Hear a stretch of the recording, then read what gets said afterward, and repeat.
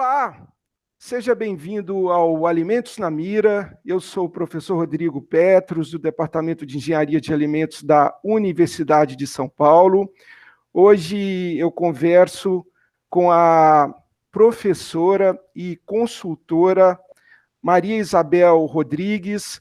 A professora Bel tem sido uma importante disseminadora de ferramentas para planejamento de experimentos e análise de dados, idealizou e criou a empresa Protimiza e tem atuado no campo da assessoria, não só para empresas do segmento de alimentos, mas também em diversos outros setores.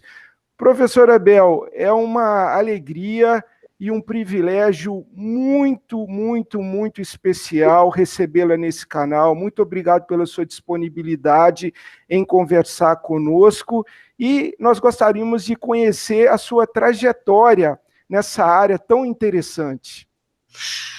Boa tarde, Rodrigo. Eu que agradeço todo o coração o seu convite. É uma honra poder estar aqui com você, poder falar um pouquinho sobre o meu caminho, né? Nessa área tão importante, não só na vida acadêmica, que tem feito a diferença, né, nos trabalhos das pessoas, como também junto às empresas, né. Então, vou contar um pouquinho a minha trajetória, porque eu tenho muita gratidão, né, à Unicamp. Eu entrei lá em janeiro de 1975, já tem 45 anos, isso. Entrei como técnica de laboratório, né, eu fiz tecnologia de alimentos no Cutuca da Unicamp, e daí, finalizado o colégio técnico, comecei a trabalhar como técnica do laboratório de bioprocessos, engenharia de bioprocessos, né. Então, em seguida, depois de uns 3, 4 anos, eu, na época, não tinha curso noturno, não podia só estudar, tinha que trabalhar na época.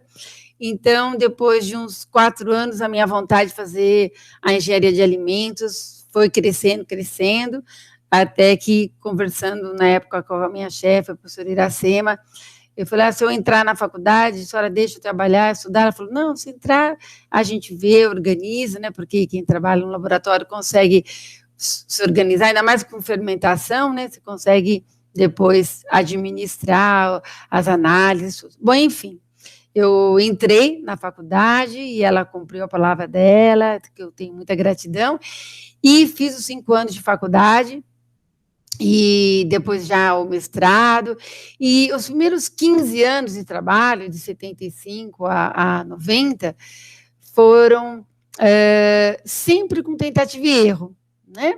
Ajudando a tese de muitas pessoas que fizeram mestrado e doutorado ali com a gente. Por quê? Porque naquela época, muitos que faziam mestrado e doutorado eram professores em outros lugares, e eles não é que nem hoje, que tem Bolsa CAPES, CNPq, FAPESP, né, que você tem que fazer em 2 anos, mestrado, 3, 4 anos no máximo, doutorado. Não, naquela época o pessoal levava 5, 6 anos, quase 10 anos com doutorado, porque trabalhava fora, voltava, tal, e a gente ali ajudava muito, né, às vezes o pessoal vinha só uma vez por mês, ou a cada 15 dias, e a gente auxiliava muito essas pessoas que a gente tem amizade até hoje, né,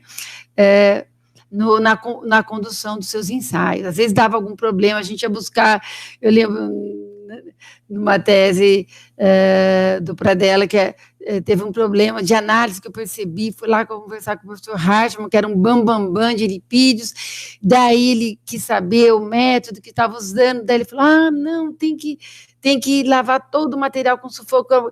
Daí, quando, né, o Pradella voltou, já tinha sido resolvido o problema. Então, a gente era muito gostoso, porque a gente ajudava, aprendia muito, né? E a realidade dos mestrandos e doutorandos era completamente outra, né?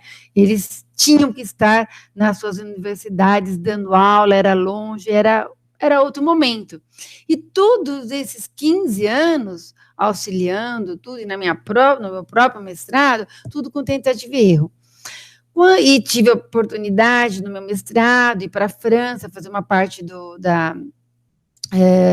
trabalho experimental lá na França, e em 87 me desliguei da Unicamp, fui convidada na época na Copersucar para trabalhar lá no Laboratório de Desenvolvimento Industrial, que foi excelente, foi uma experiência muito importante na minha formação profissional.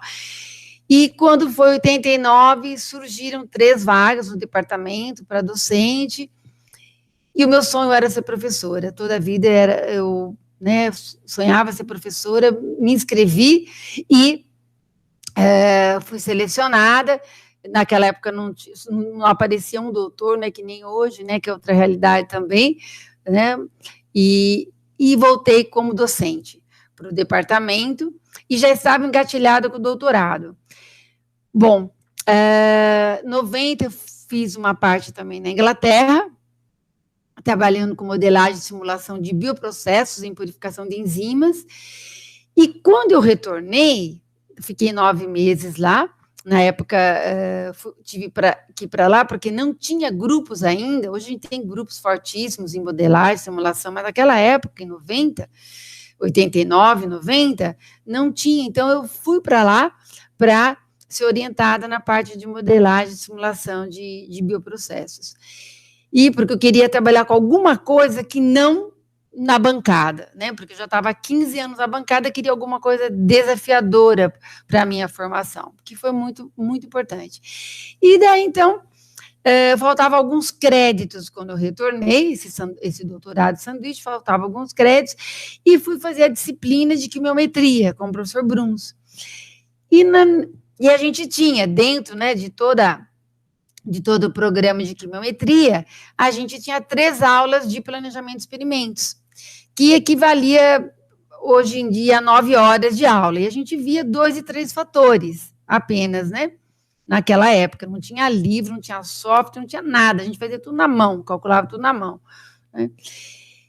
E quando eu vi aquilo, eu pensei assim, eu tenho 2 caminhos, né? Ou eu faço de conta que eu nunca vi isso e continuo trabalhando com tentativa e erro, né? Como sempre, 15 anos trabalhando com isso, né? Ou, se isso for verdade, eu quero estudar, quero aprender e aplicar, porque se for verdade, eu estou perdendo tempo, né? Felizmente, né? Eu sempre gostei de desafio, evidentemente que eu permaneci. E, na época, conversei com o professor Bruns, olha, professor Bruns, quero aplicar na minha tese está quase pronta, mas eu quero aplicar na tese, eu trabalho com modelagem e simulação, né, de um processo de purificação, e daí listei 7 variáveis, daí todo mundo achou uma loucura, porque, primeiro, modelagem e simulação, o professor Bruns falou, olha, Bel, nunca ninguém trabalhou com isso, né, ela foi desenvolvida para processos empíricos, né, experimentais. Mas eu pensei comigo, mas eu tenho um conjunto de equações diferenciais ordinárias que representam o meu processo, que era um processo real desenvolvido lá na Inglaterra, né? Onde eu tenho a minha resposta é rendimento. Então, se eu monto a minha matriz e simulo cada condição da matriz, eu vou ter todos os rendimentos. E com isso eu vou poder calcular o impacto que cada variável tem na minha resposta a rendimento. Eu acho que é possível. E daí, falei, vou tentar. E 7 variáveis também, ninguém, na época, a gente só tinha visto com 2 e 3, e bati em algumas portas da estatística, tudo, mas não tive retorno na época, né? Eu acho que não se trabalhava muito mais do que com 4 variáveis, né? Naquele momento. Então, eu peguei e montei um 2 a 7 completo, 128 ensaios, o que seria uma loucura, né? Mas fiz todos os 128 ensaios. Se fosse experimentar, eu brinco que eu estaria fazendo até hoje, né? 128 simulações, 128 rendimentos. Calculei todos os efeitos na mão eu quero dizer, numa planilha eletrônica, né? Porque como se fosse o Excel hoje em dia, mas na época era o que a gente tinha de lançamento, né, que eu já até aprendido na Copersuc, que era o Supercalc, que deu origem ao Lotus 1, 2, 3. Algumas pessoas, né, quando eu dou aula para turma nova, nunca ouviu falar nisso, né? E o Lotus 1, 2, 3, que surgiu o Excel, né? Ou seja, uma planilha de cálculo. Então, eu fiz tudo naquela planilha, né? E calculei os efeitos das minhas 7 variáveis e na defesa todo mundo ficou encantado de ver o uso da ferramenta em modelagem e simulação e com 7 variáveis. Tinham 3 pessoas, né, da área ali da engenharia química, eu sempre fui locada na engenharia de alimentos, né, mas o pessoal da engenharia química sempre teve mais essa pegada aí de modelagem, simulação. Hoje, a engenharia de alimentos também, já trabalha bastante com isso, mas naquele momento, a engenharia química usava mais. E daí o pessoal gostou bastante na defesa, tudo, e daí eu comecei a ajudar as pessoas, Rodrigo, e daí foi. Daí eu comecei a orientar, usando o planejamento, e daí várias pessoas vinham pedir ajuda, e eu ajudando em diversas áreas, né? Não só no departamento de engenharia de alimentos, mas nos outros 3 departamentos também. Vinha gente da biologia, da engenharia agrícola, da engenharia química, o pessoal de modelagem e simulação. Eu pedi ajuda, porque a gente viu que deu super certo, né? O professor Bruno ficou super feliz, foi da banca também, de ver que tinha, né? Ele falou: Bel, você foi a primeira pessoa no mundo que usou em modelagem e simulação. Eu falei: olha, por um acaso, porque por pura coragem e vontade, né? Porque eu no momento eu nem pensei nisso, né? E daí, então, fui cada vez mais mergulhando nisso. Quando foi 95, a minha sala vivia, né, com gente, uma fila, o pessoal pedindo ajuda, que as pessoas viram o quanto essa ferramenta era interessante, você conhecer, de fato, o impacto que suas variáveis têm, né, nas suas respostas, você poder otimizar com segurança, sair do achismo para uma análise estatística, é outro mundo. Eu falo que quem realmente, né, usou direitinho de verdade, não consegue. Muitas vezes as pessoas falam: professora, eu não consigo mais pensar em tentativa e erro. Eu falo: essa é a ideia. Não é mais para pensar mesmo, né? Eu, se tiver que planejar alguma coisa em tentativa e erro, eu não consigo nem imaginar como, né? Então, quando foi 95, na época até o professor Bruns, ele estava se aposentando, indo para o Rio, ele ficou um período no Rio. E ele falou: Bel, monta a disciplina, né, da pós. O pessoal não pode ficar sem. E até falei: ai, professor, não estou preparada. Tal. Ele falou: nunca vai estar. E quando daí isso me deu eu falei: é verdade, a gente nunca está. Todo dia é um desafio novo, né? Eu falei: agora me encheu de coragem, né? E daí, então, montei a disciplina. E eram 40 alunos todo semestre, né? De 95 até 2009, quando eu me aposentei, agora eu continuo como professora colaboradora, mas eu dou curso como curso de verão em janeiro. Eu estava lá no meio de uma dessas turmas aí, eu acho que foi em 2000... Não, foi em 98 ou 99. 98, então você foi das primeiras turmas 98 ainda. 99, eu estava lá em uma delas. Eu não tinha nem o livro ainda, né? Então, montei a disciplina e daí o que a gente aprende, né, Rodrigo? Que quanto mais a gente ajuda as pessoas, quanto mais você ensina, mais você estuda, mais você aprende, né? É um feedback que você tem o tempo todo. Você ajuda diferentes tipos de problema. Então, chegava a problema de tudo que é tipo, né? De tudo que era área. Então, e quanto mais você... Eu lembro até... É um caso que eu tenho no curso, né? Parece, né? Parece até simples, né? Mas de formulação de um bolo de cenoura sem glúten, que foi um dos casos que eu acho que deu mais problema do que o selagem de bisnaga da Natura lá com 9 variáveis, né? Por quê? Porque era um problema complexo. porque não era só substituir por um amido, né, no caso, tinha que substituir por uma composição de amidos, né?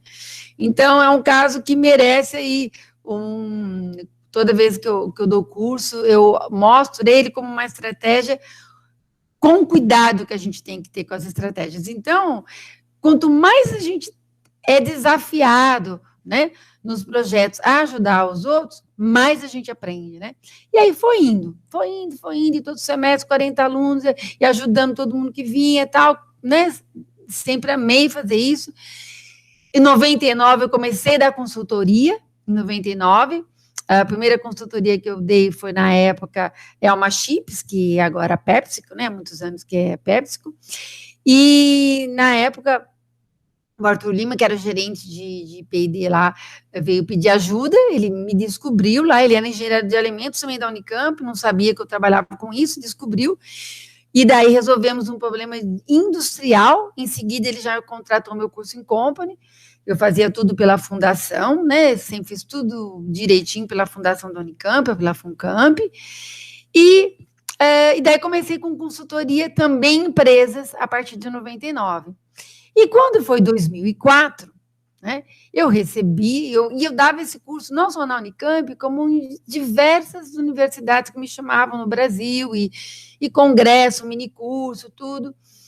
E daí, quando foi 2004, eu recebi um e-mail, né, do professor Antônio Francisco Iema, um pouco antes de começar o meu curso, no primeiro semestre de 2004. E ele, então, falava, olha, eu sou estatístico, né, aposentado há 2 anos, estou voltando da Bélgica, vim fazer um trabalho aqui na Bélgica, da USP, né, de Piracicaba, da Exalc, e daí ele falou, eu queria fazer o seu curso. Eu descobri o seu curso na internet, na Unicamp, e eu queria ver como que uma engenheira, né, dá um curso de estatística aplicada de DOE.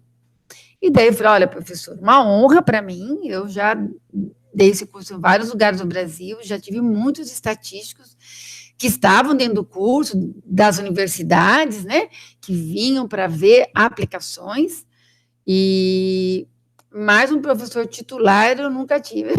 Brinquei com ele, né? Que é o coautor, depois se tornaria o coautor do livro, né? Exatamente, né? E em 93, Rodrigo, 3 anos depois que eu estava trabalhando com essa ferramenta, né, nem pensava ainda em montar disciplina nada, por conta de ajudar o professor Vivaldo, que você com certeza conhece, sim, né? Sim, super claro. querido, né, do departamento, né? Eu tinha usado na minha tese, tinha dado super certo. E o Vivaldo estava querendo também otimizar a eficiência o projeto de doutorado dele era otimizar a eficiência de uma câmara frigorífica. E o Vivaldo listou 29 fatores. Quando ele me mostrou, né, eu falei, nossa, eu falei 7 era bastante, mas 29 eu fiz uma conta com ele, tinha que viver mais de 800 anos, né, fazer todas as combinações possíveis, sem direito a férias, né? E era com modelagem e simulação também. E daí, eu conversando com o professor Bruns, ele falou, olha, tem um material aqui, que na minha época, graças a Deus, não teve com as minhas 7 variáveis, porque eu tinha que passar pelas 7 variáveis, pelo 2 a 7ª, quando eu dou o curso, eu mostro, acabou virando um excelente exemplo, didaticamente falando, né? Então, ele falou, olha, dá uma olhada nisso aqui, Bel, vê esse material, se pode ser útil. E daí era o Platt-Burman. E daí eu fui atrás de estudar e buscar o artigo original, sabe, Rodrigo? Para ajudar o Vivaldo. Por conta das 29 variáveis do Vivaldo, eu acabei mergulhando nessa metodologia, que acabou sendo o meu grande diferencial de trabalhar com muitas variáveis, né? E que é a minha especialidade, é trabalhar com o Platt-Burman. Lógico, trabalhar com 2, 3, 4 variáveis, com TCCR, tudo bem, mas você trabalhar com 37 variáveis numa linha de produção, você precisa ter uma ferramenta, né, robusta. Exatamente.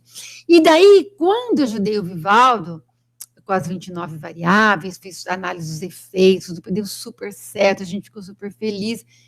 Eu falei, meu Deus, aí tem uma metodologia incrível, né? Porque a gente lista meia dúzia, 8, 10, 12, 20 variáveis muito facilmente. Quem trabalha com formulações, processos, tudo muito facilmente.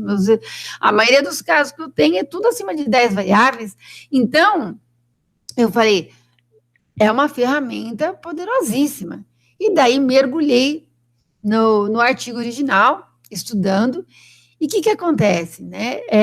Era incompreensível, né? Não sei se você lembra, né, quando você deu o curso, as primeiras 15 páginas do artigo original são incompreensíveis. Eu dei para muitos estatísticos de diversas universidades onde eu ia dar o curso, sempre tinha um estatístico. Eu dava o artigo original, falava, olha, eu só entendi as últimas páginas, que é como montam as matrizes e como usa. Agora, a dedução teórica, a questão das primeiras 15 páginas, né? São 22 ou 23 páginas o artigo. Eu falei, essas primeiras 15 páginas eu não consigo entender, eu queria entender, né? E daí, todo final de curso, o pessoal me devolvia e falava, Bel, não entendi nada. Aquilo me dava uma frustração, né? Puxa vida, os anos foram passando, né? 11 anos depois, 2004, eu usando sabendo, eu fiz um comparativo do meu 2/7 completo, 128 ensaios, com os fracionados, com os Platt-Burman, e via que era maravilhoso, que os efeitos saíam tão limpos quanto de um completo 128 ensaios. Então, eu via que a metodologia era maravilhosa, estava usando ali tudo, e não conseguia entender as primeiras 15 páginas, e só entendi as últimas páginas. Então, em 2004, eu recebo esse e-mail do professor Iema, e ele veio fazer o curso, toda semana ele vinha de Piracicaba fazer o curso. E levava ele, né, todo cafezinho ali, né, toda intervalo de aula, levava ele para o laboratório, mostrava, olha, essa é a minha câmara nível inferior, essa é a minha câmara nível superior, essa é a minha câmara do ponto central. E daí mostrando para ele e os reatores, né, e trabalhando com fungo micelial. E ele falava, nossa, mas é muito corajoso no curso discutir dados reais, né? Falava, mas é o que a gente tem. É o nosso dia a dia, é o que a gente tem. Né? Brincava com ele, né? E daí foi passando o semestre, e quando chegou no final do semestre, ele falou, Bel, e o que eu dei para ele, né, Rodrigo? No primeiro dia de aula, contei toda a história do Platt-Burman, que eu já vinha usando há 11 anos, e que eu queria muito que algum estatístico me falasse, né, dessas primeiras 15 páginas, e contei toda a história para ele, enfim, e ele levou o artigo. E aí os meses foram passando, e quando chegou em junho, você lembra, cada 2 alunos apresentavam um artigo, como se fossem dados deles, né? Sim, lembro. Tudo para quê? Para aprender a enxergar os dados e interpretá-los. Ver se a estratégia tinha sido legal e interpretar os dados, né? E daí, então, a gente tinha sempre 20 projetos, 20 artigos diferentes, né? Sendo discutidos. E daí, organizando os grupos, o professor Iema falou, eu também quero apresentar para mim, né? Eu falei, professor Iema, me conte que é o artigo original do Platt-Burman. Ele falou, sim, eu reescrevi, né, ele. Por quê, Bel? Por que as pessoas não entendiam, né, os estatísticos que você dava? Porque você sempre deu o artigo para estatístico muito novo. E a terminologia é muito antiga, o artigo é de 1946.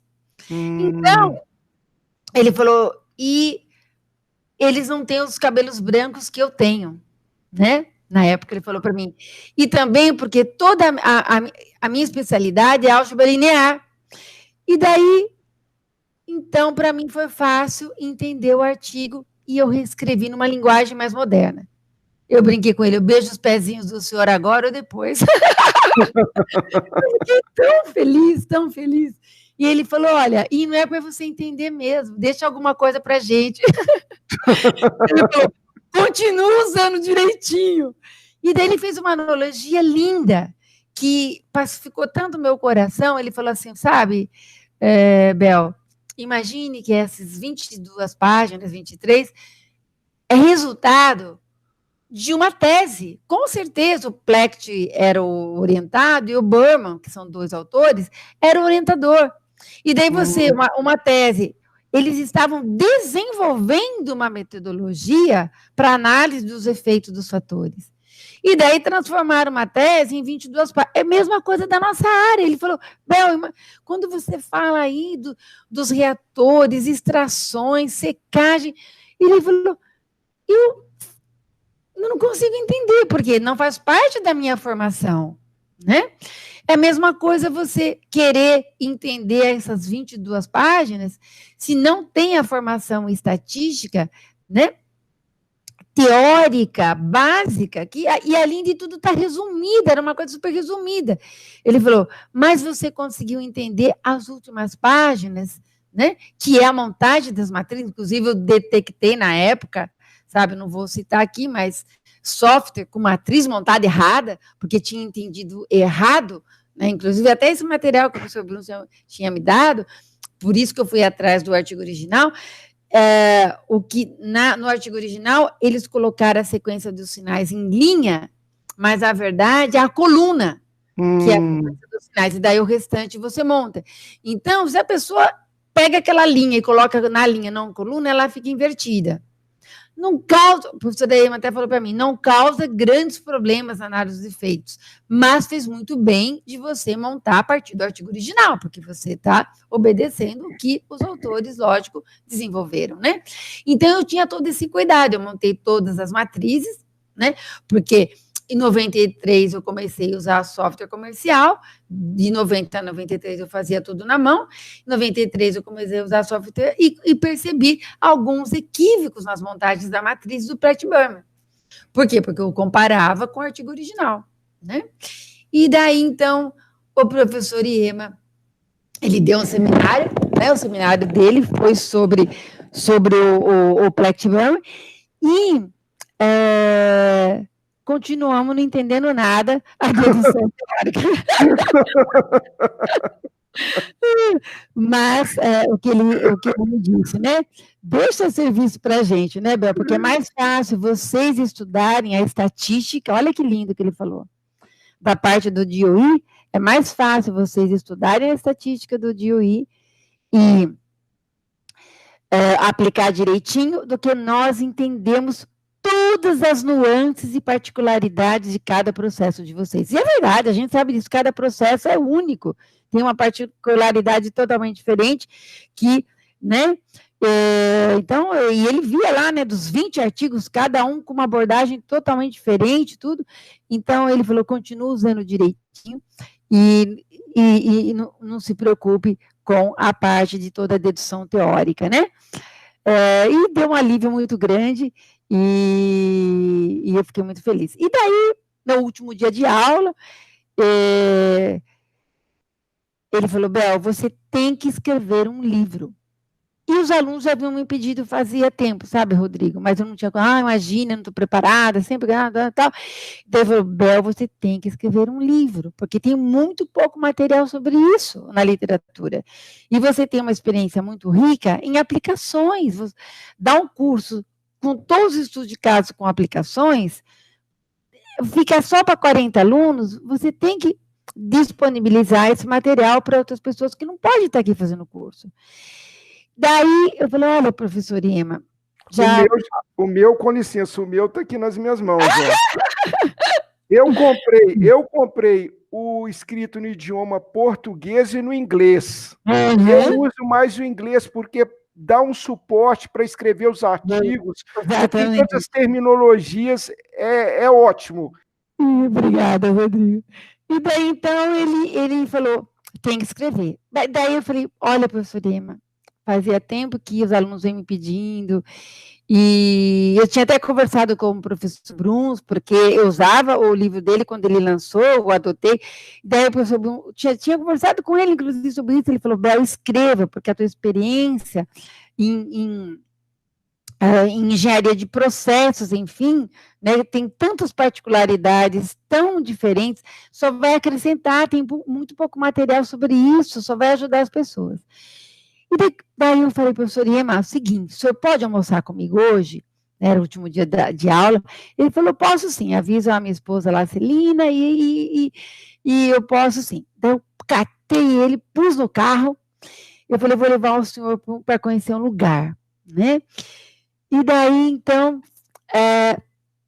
atravessamos a cidade e fui parar lá no Jardim Monte Cristo, Parque Osiel, onde a gente tem o educandário da Unidade 2, uma instituição, né, que muitas pessoas que foram meus alunos e compram livro, todos sabem que eu ajudei a vender rifa. Com muito prazer. Eu ajudei a vender rifa. Eu vendi rifa também. Então, e desde 95 que eu sou voluntária, né, da instituição, da AMIC, Amigos da Criança, e atualmente a gente está com 3 educandários, 1.500 crianças assistidas. E naquela época a gente tinha 2 educandários, um no Világio, onde foi a fundação, e outro no Parque Osiel Monte Cristo, que é o maior. E eu fui para lá com ele, né? E desde 99, quando eu comecei a dar consultoria, que com a minha consultoria eu já ajudava a instituição, né? E quando a gente chegou lá, eu falei, olha, professora, eu queria que o senhor conhecesse esse trabalho voluntário, né, que eu pertenço, que a instituição, ela existe desde 90, foi fundada pela professora pedagoga Eliana Luiz dos Santos, uma pessoa maravilhosa, que começou esse trabalho quando uma criança desmaiou de fome na sala de aula dela, e uma pessoa que acolhe toda a dor humana, sabe, ela se dedica a isso. E daí eu me apaixonei em 95, quando eu conheci a instituição, e falei que eu, a despeito, né, de todo o envolvimento que a gente tem profissional, que é uma correria enorme, eu ia arrumar algum tempo para ajudar a instituição, né? E porque às vezes a gente fala, não tem tempo, a vida da gente é muito corrida mesmo, na época, imagina, pós, 70 alunos na graduação, orientado, ajudando todo mundo que vinha lá para uso dessa ferramenta, tudo, falei, mas eu vou arrumar um jeitinho de ajudar a instituição, né? E daí, falei, professora Iema, entramos no educandário, e as criancinhas vieram e abraçar nossas pernas, né? Ali, assim, todos pequenininhos, assim, vieram. E daí eu falei, professora Iema, se a gente conseguir escrever esse livro, eu queria que 100% dele fosse dedicado a essas crianças, né? Porque eu venho de uma família muito humilde, mas eu tive a oportunidade de estudar em escola pública de qualidade, depois fazer o colégio técnico da Unicamp, depois fazer Unicamp. Eu devo a minha vida profissional, né, à sociedade, né, que a Unicamp, como outras universidades públicas, né, ela só tem esse nível por conta da sociedade, é fruto da sociedade, não é verdade, Rodrigo? Né? Certamente. Então, eu falei, eu encaro isso como uma responsabilidade social individual, né? E daí ele começou a chorar. Ele falou, Bel, se a gente não, ele falou, nós vamos escrever, vai ser nossa missão, né? E você vai poder doar o fruto do livro para as crianças, sim. E daí foi. Daí, semana seguinte, a gente se reuniu. Bom, daí parece que veio tudo, sabe, Rodrigo? Eu nem pensava em livro, daí veio todo o índice do livro na minha cabeça, daí veio como eu ensinava, como que eu queria que tivesse no livro, daí a gente se reuniu, conversamos e tal, e daí o professor Iema ficou com o capítulo 2, o 3 e o 6.1, que é o artigo original do Patibão reescrito, né? E eu comecei a escrever, porque a gente queria lançar no Slaca 2005, né? E daí foi, isso era julho de 2004, e foi. E daí o professor Iema, ele adoeceu, sabe, Rodrigo, nesse período, adoeceu, e eu comecei todo dia a ligar para ele, professor Iema, e daí... E eu que sou escrever, coisa tal, enfim. Falei, professor Ema, pelas crianças, né? Hoje você vai escrever mais. Ele teve um problema bem sério de saúde, bem sério mesmo. E ele disse, no final, que eu fui para a casa dele, fiquei 3 dias lá, a esposa dele lá me recebeu com o maior carinho, a Celina, uma pessoa linda, porque eu levei todo o material que eu tinha escrito e daí a gente leu. Da primeira linha do livro à última linha, eu fui lendo junto com ele, e ele com febre, né?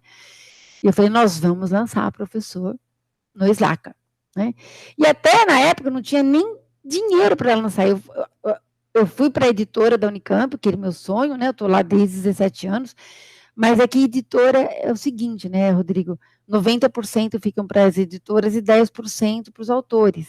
Nossa! É o Eu mundo, sim, é o mundo, não sabia assim, que era é o assim. mundo assim, é o mundo das editoras. Porque eles publicam, eles correm todo o risco do livro de repente não vender, eles têm que distribuir, comercializar, então é isso, né? E daí eu falei assim, poxa, mas e daí então eu vou conseguir repassar, se o livro custar R$50, eu vou conseguir repassar só R$5, né? Então, eu desisti desse sonho e conversei com a irmã Eliana, a instituição tinha uma pequena editora, mais para eu poder ter o ISBN, né? Ela falou, não, Bel, é uma honra, assim, expliquei para ela, falou, não, pode, e fiz independente por conta disso, para poder doar 100%. E daí, depois desses 3 dias, então, fiz todas as correções, o professor Ema teve o maior cuidado com a minha linguagem estatística, né? Com os termos estatísticos, para que tivesse tudo correto. Ele falava a forma que você usa, que você analisa, e foram mais os termos, como você é engenheiro, e daí foi. E daí, Rodrigo, não tinha dinheiro para pagar os livros, né? 3.000 livros. E nós lançamos o livro, e ele não veio, porque ele não tinha condição de vir, né? E vendi uns 300 e poucos livros no Slaca. E daí até a Fátima, que está comigo desde os 14 anos, no colégio técnico, engenheira de alimentos também, super amiga, minha comadre, falou, Bel, vamos depositar na gráfica para... Falei, não, mas não está escrito aqui, toda a renda do livro vai para a instituição, vamos depositar na instituição. Nem pensei 2 vezes. Quando passou a semana seguinte, falei, meu Deus, como eu vou pagar o livro, né? Sabe que daí a ficha vai caindo, porque a gráfica falou, a gente dá um tempo, vieram conhecer a instituição, deram 30% do valor mais barato que eu tinha, né? Para poder publicar o livro, que ficaram encantados com a instituição também. Daí, Rodrigo, daí que caiu a ficha depois, sabe? Falei, mas como eu vou pagar? Rodrigo, 1 semana depois, a Unilever contratou 5 cursos em company. Eu dei o curso aqui no Brasil, na Argentina, eu paguei toda a gráfica, ainda sobrou para poder ajudar a instituição. Então, eu digo, os planos de Deus, né? Impressionante. É impressionante, né? Eu não me conformava, foi impressionante como as coisas foram dando tudo. Eu só tive um pouquinho de emoção, não foi sem emoção, né? Porque juro que eu fiquei preocupada, se eu vendesse o meu carrinho, não dava para pagar a gráfica, né? Mas eu lancei num preço super acessível para ninguém tirar xerox, ninguém tirar cópia do livro, né? E daí, então, o livro foi caminhando, 2009 foi feita a 2ª edição, 2014 a 3ª edição, e esse ano eu fiz mais cópias, mas nem chamei de 4ª edição, porque nem mudei nada, mas acabaram, foram 3.000, e esse final do ano passado acabou, eu fiz mais uma tiragem, né? E daí, quando foi 2014, eu estava muito querendo cada vez mais ficar independente de software, sabe? Porque os softwares, eles não são específicos só de DOE, né? É geral de estatística. E quem usa o DOE, no meu caso, que eu transpiro isso, né, o tempo todo usando essa metodologia, eu sei quais são os pontos frágeis, onde as pessoas mais se equivocam, né, em escolher matrizes que nunca deveriam escolher, né, os delineamentos completamente saturados, como eu insisto nos cursos, os 2 a 3 a menos 1, 5 a menos 2, 6 a menos 3, 7 a menos 4, onde você não deixa nenhum grau de liberdade para fazer análise estatística, ele fica muito frágil, né, você já economiza tanto ensaio fazendo o DOE, por que você não escolhe uma matriz onde você tem qualidade e segurança, né? Então, eu sempre bati muito nesse ponto, né? Então, e os softwares, matematicamente, tudo é possível, né? Como eu explico nos cursos, matematicamente tudo é possível. Uma reta de 2 pontos, R quadrado dá igual a 1. Quem vai confiar numa curva de calibração com 2 pontos, né? Com R quadrado igual a 1? É a mesma analogia que eu faço no caso de DOE, nesses delineamentos que eu citei. Então, eu explico matematicamente porque eu sou contra essas matrizes, né? Então, eu vinha pedindo, né, para os softwares mudar isso, mudar, mas não muda, porque, né, é difícil a gente mudar uma coisa já instalada, né? E daí, até me convidaram, eu fui no escritório do software, e daí queriam que eu escrevesse um manual, eu falei, mas não, eu falei, eu tenho um livro, né, eu queria que mudasse matriz montada errada do Platinum, e daí eu falei, não, né, deixa para lá, e enfim. E daí, 2 dias antes dessa reunião que eu tive, o meu afilhado, o Paulo, que é filho da Fátima, né, a FIFA, que eu chamo, não sei se você lembra dela, também do Laboratório de Bioprocessos, né, nós entramos juntos e nos aposentamos juntos, né, e somos comadres, eu sou madrinha do Paulo, né, que é filho dela, que é engenheiro de computação, um menino brilhante, né, que fez Cutuca em processamento de dados, entrou direto em engenharia de computação e foi um dos 2 engenheiros de computação escolhidos a trabalhar no Facebook. E foi para lá, trabalhar no Facebook. E daí ele voltou, né, ele queria muito ficar no Brasil, né, ele é um menino brilhante, eu falo brilhante, puro, lindo, uma alma muito especial. E eu fui me encontrar com ele, depois dessa reunião que eu tinha tido, dado software e tal, eu fui me encontrar com ele para almoçar, e que alegria, você está de volta, Paulo, e pai, conversa. Eu falei, Paulo, você monta tanta coisa difícil, né? Programa tanta coisa difícil, você não pode programar um software para tia? Né? Daí, evidentemente, eu acabei com as férias do menino, né? Ele falou, por que não, tia? Né? No dia seguinte, ele tá... Por uma causa muito nobre. Por uma causa muito nobre. Sim, e daí no dia seguinte ele estava em casa, e daí eu peguei o livro e passamos uma semana eu explicando para ele tudo que eu queria e do jeito que eu queria, né? Como eu sonhava de um software de DI. E daí ele falou assim, manda que eu obedeço, eu não entendo nada disso, tia, eu só programa, né? Então, manda que eu obedeço. E daí eu falei, não vai poder ter... Eu não quero uma janelona, independentemente da estratégia que você escolheu, a mesma janela para analisar. É muito amigável. É muito amigável o software. Eu utilizava o Estatística, e quando a minha colega querida, a professora Eliana Kamimura, me apresentou o Protimiza, eu não quero saber mais de olhar para Estatística, eu só quero o Protimiza. É excelente, é super amigável, totalmente amigável. Então, e além dessa facilidade, o que eu queria era o quê? Impedir, ou pelo menos evitar que as pessoas escolhessem metodologias equivocadas, matrizes equivocadas. Por exemplo, se você tem 5 fatores, lá no nosso software você nunca vai conseguir fazer um 2 da quinta menos 2. Está impedido. Porque, entendeu? Você quer, você usa outro, mas lá proibido. Não dá. Porque tudo que eu explico no curso dos confundimentos, né, dos efeitos principais com as suas interações. Então, eu provo matematicamente porque aquelas matrizes não são adequadas e quais são as adequadas. Então, no nosso software não vai ter essas matrizes que não são adequadas em função do número de fatores. E também, você fez um fracionado, um platibam, você não vai tirar modelo e superfície, porque você não tem grau de liberdade para isso. Você não fez ensaios para isso. Então, não pode ser uma janelona só, independentemente da estratégia que você escolheu. Tem que ser uma janela, um direcionamento para cada tipo de matriz de resolução que você escolheu, né?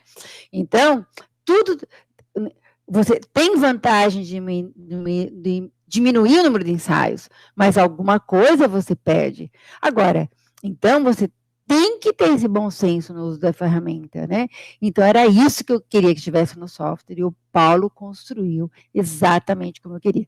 Esse retorno que você deu, eu tenho recebido muito mesmo, né? O software de eu digo que cada vez que eu uso o software, que eu uso bastante para minhas consultorias, né? E outro dia eu estava, semana passada, analisando de uma consultoria da indústria farmacêutica, 42 Y respostas. Não são 42, 42 Y de performance do comprimido. Esse aí deve ter combinado com o professor Vivaldo, Bel. Você deve ter combinado com o Vivaldo. Mas esses são 42 Y, não X. X eu já trabalhei com 43 na BIMS de embalagem. Está falando de variáveis dependentes, né, das respostas. Né? 42 Y respostas, né?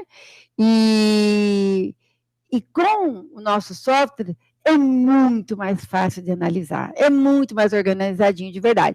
Então, daí, e na mesma época, Rodrigo, em 2014, a CRC Press veio atrás de publicar o livro em inglês, que eu tinha lançado, esse seu, eu tinha lançado lá no UFOS, 2011, porque na esperança de que algum dia... Porque o que aconteceu? Lá em Foz do Iguaçu, eu comprei lá, o meu é da segunda edição, 2012. Não, só tem essa edição. Ele é a tradução da segunda edição, entendeu? Mas é a versão em inglês. Sim. Porque o que aconteceu? Eu tinha o livro em português. Passado algum tempo, a Olga e o Bernardo tinham acabado a bolsa deles, né? A Olga é colombiana, o Bernardo, ele é chileno. Perdão, peruano. E eles estavam terminando o doutorado, e a bolsa deles tinha acabado. E daí, então, eles falaram, professora, podemos traduzir o livro? E a senhora ajuda? Eu falei, pode traduzir, eu pago a bolsa para vocês, porque faltava pouco tempo para eles terminarem, né? E daí eu falei, fica traduzido lá em espanhol, uma hora que pode ser útil, né? Já está traduzido, e ajuda eles também. Eu paguei com consultoria, ajudei eles lá com a bolsa. E daí, quando a Glaucia estava organizando o UFOS, ela falou, Bel, por que você não leva o livro na versão em inglês? E daí eu contatei o Ivan, que é um americano que estava fazendo doutorado em Viçosa, e ele fazia correções de artigos para a gente, tudo, e mandei para ele. Ele traduziu, e a professora Hillary, não sei se você chegou a conhecer. Foi minha professora. Inglesa, né? Inglesa, tudo, que estava há muitos anos lá na FEA, ela fez uma correção, né?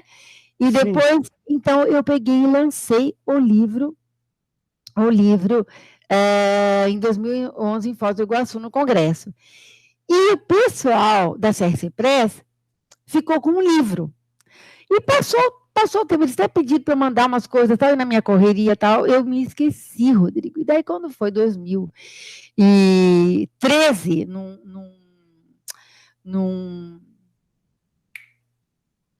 no SLACA de 2013, eu estava no stand com os livros em português, em espanhol, e esse que você tem em inglês, no stand da FEA. E ao lado estava a CRC Press. E daí a pouco veio o doutor Steve lá e falou para mim assim, bateu a mão nos livros em vermelhinhos aí em inglês, né, e falou assim, eu vou publicar esse livro. Daí eu falei, pois não, sim senhor, o que o senhor precisa. e daí foi, e quando foi final de 2014 teve todo o processo de negociação com a CRC Press, Francis Inteiro, todo o livro foi negociado, os royalties para a MIC, direto para a MIC, nem passar para a gente, foi direto para a instituição como doação, os royalties, eles ficaram encantados, também é 10%, como eles estavam vendo que era para uma instituição, eles falaram, então, vai ser 15%, porque é para a instituição, e daí o livro foi lançado, então, por uma das maiores editoras americanas. Eu vou pegar aqui para você ver, não sei se Do eu mundo, posso pegar, né?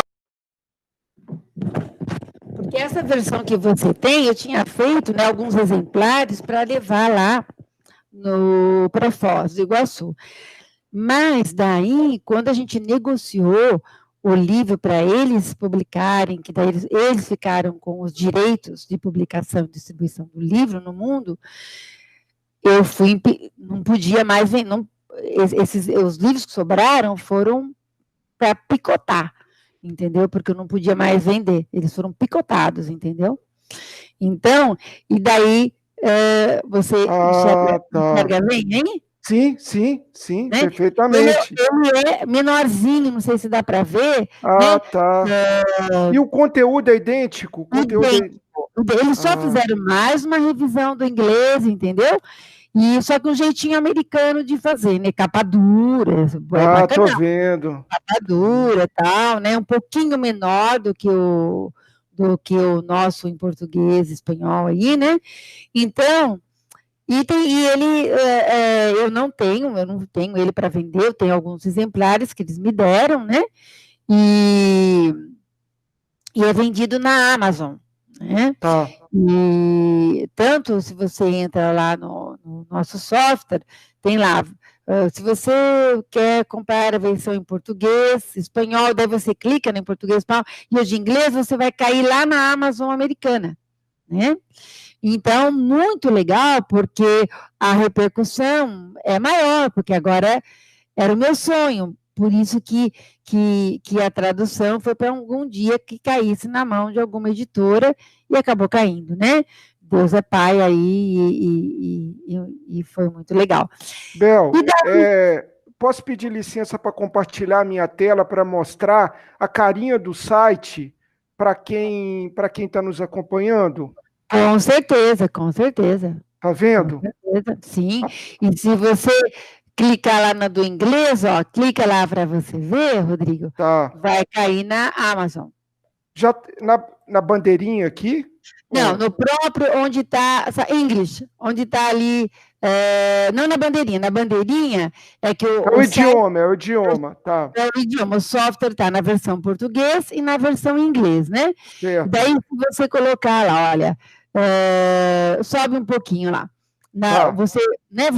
Se você não comprou o livro ainda, você pode comprar, né? Em inglês, clica tá. lá. Isso. Aqui, ó, tá.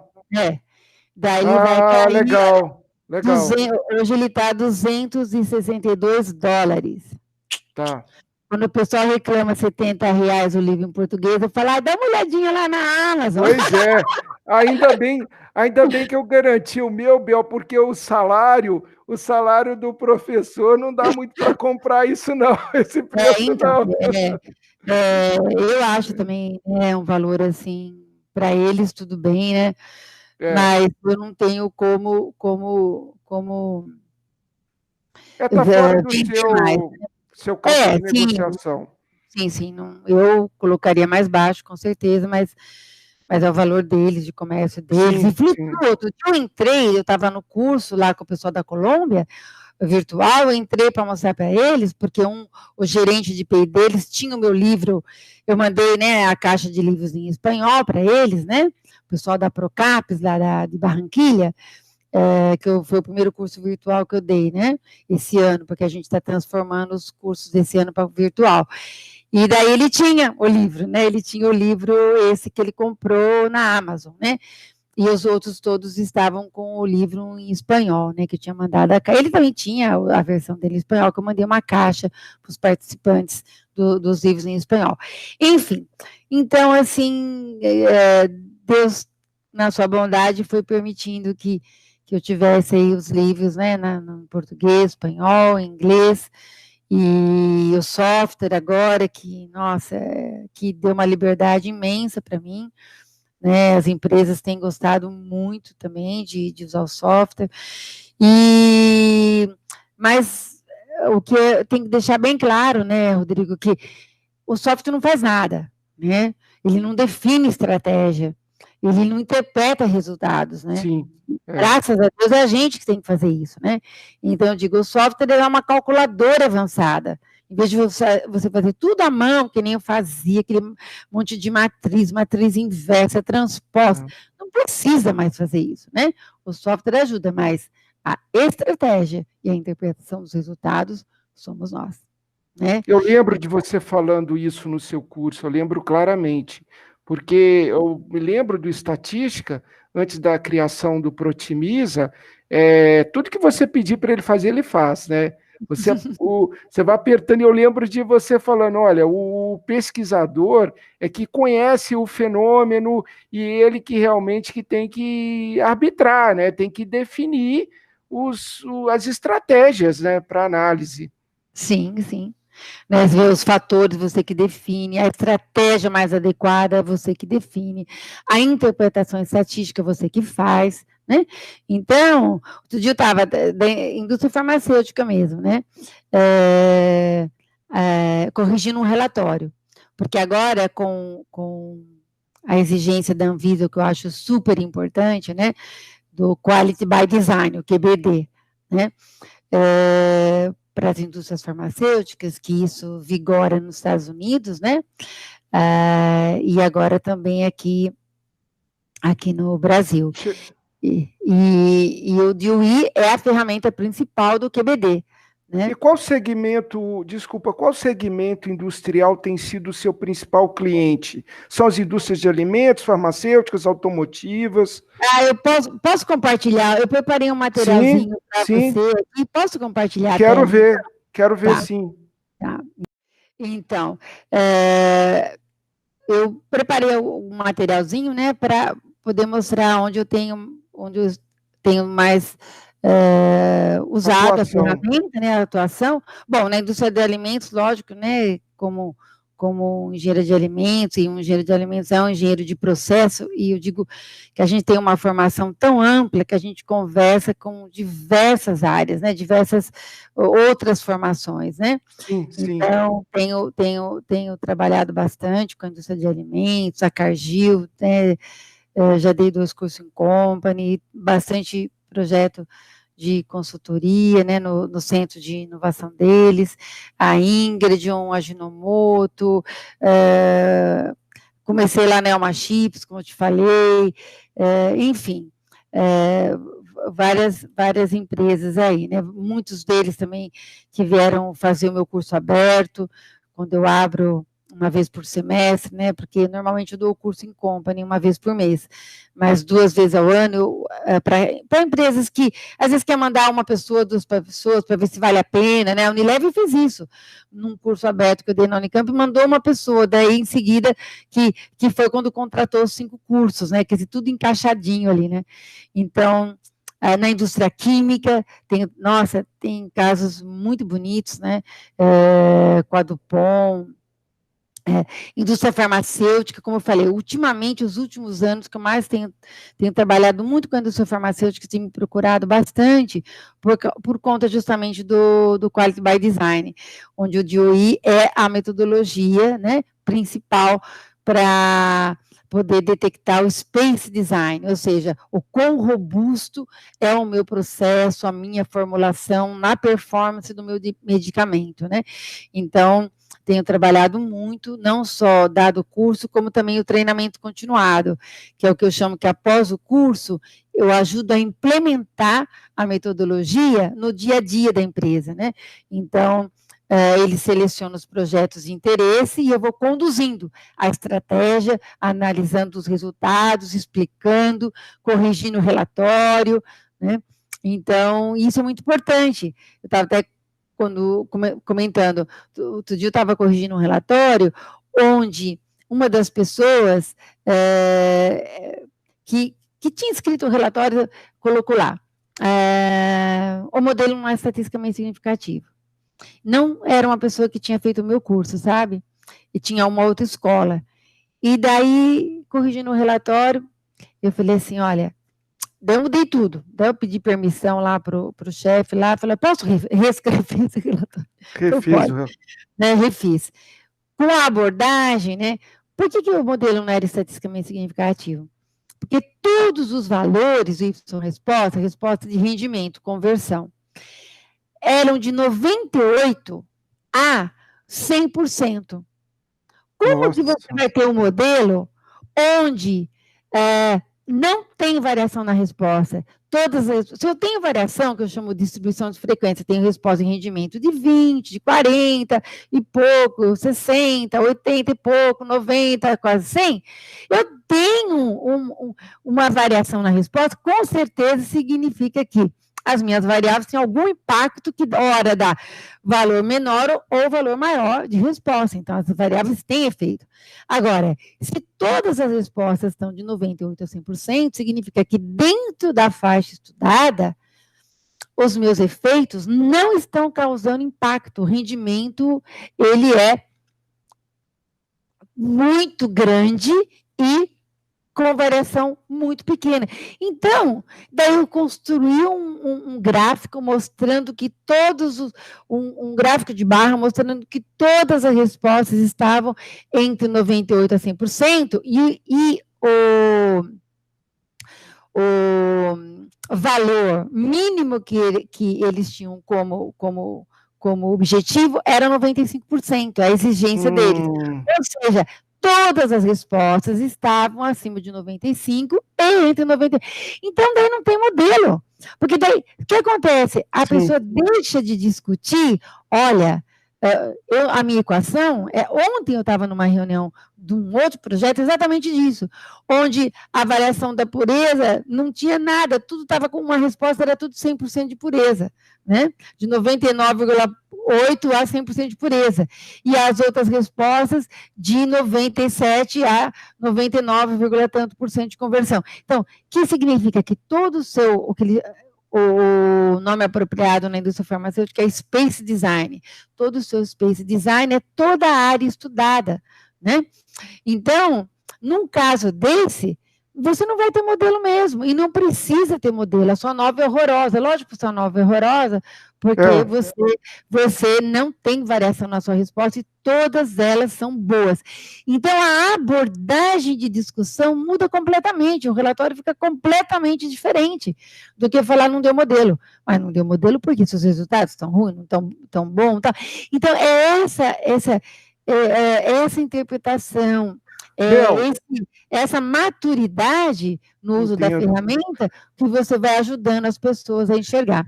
Nesse exemplo que você citou, poderia também inferir que o experimento tivesse sido, o teste tivesse sido conduzido na faixa ótima, ou seja, que as variáveis independentes, os fatores, já esteja já na faixa ótima para alcançar um rendimento?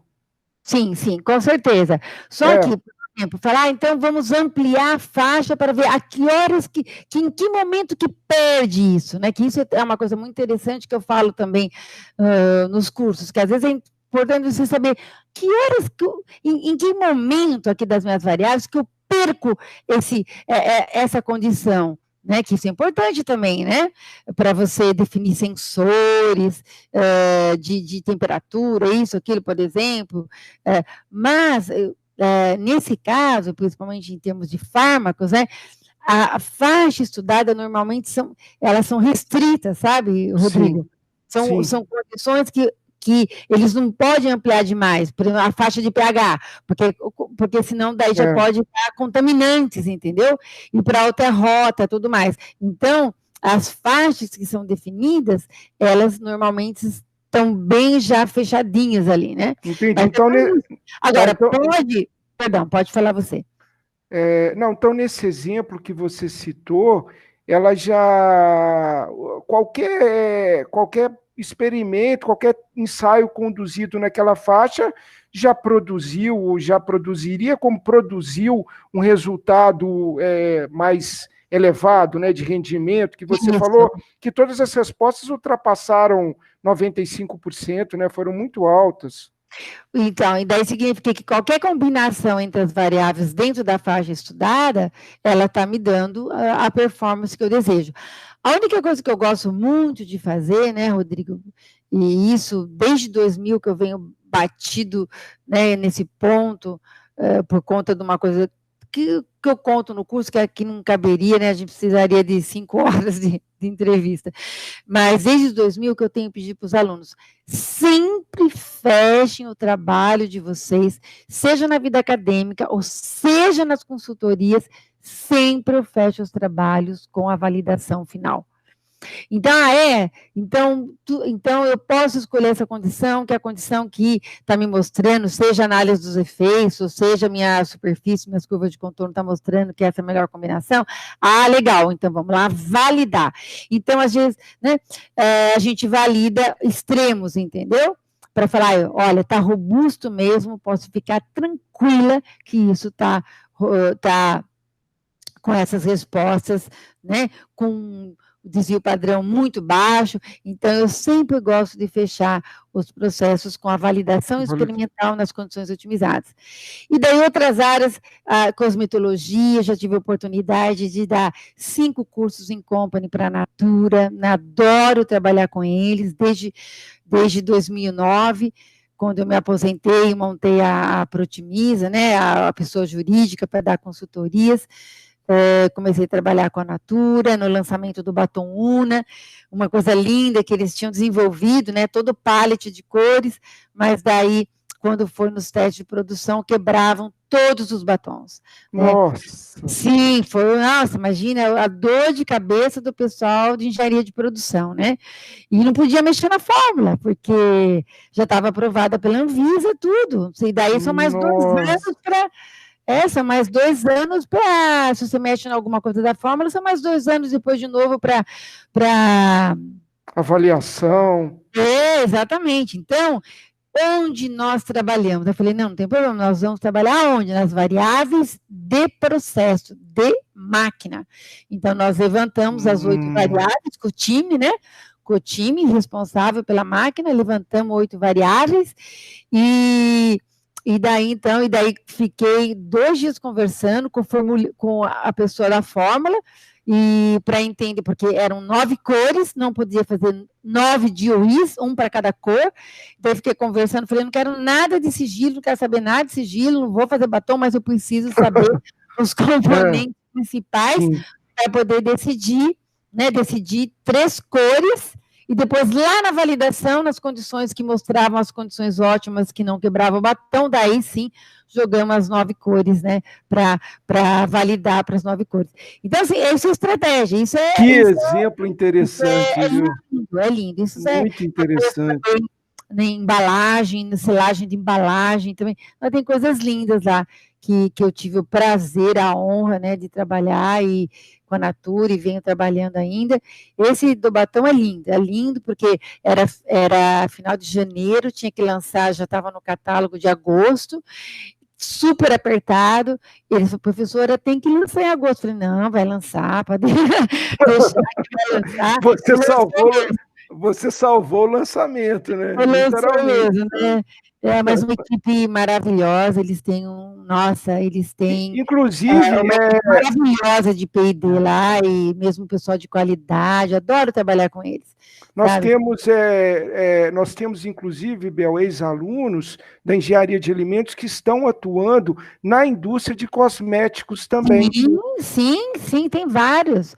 Inclusive lá, cargos de chefia, tudo, tem vários, porque como eu te falei, o engenheiro de alimentos, ele é versátil. Versátil. Muito versátil.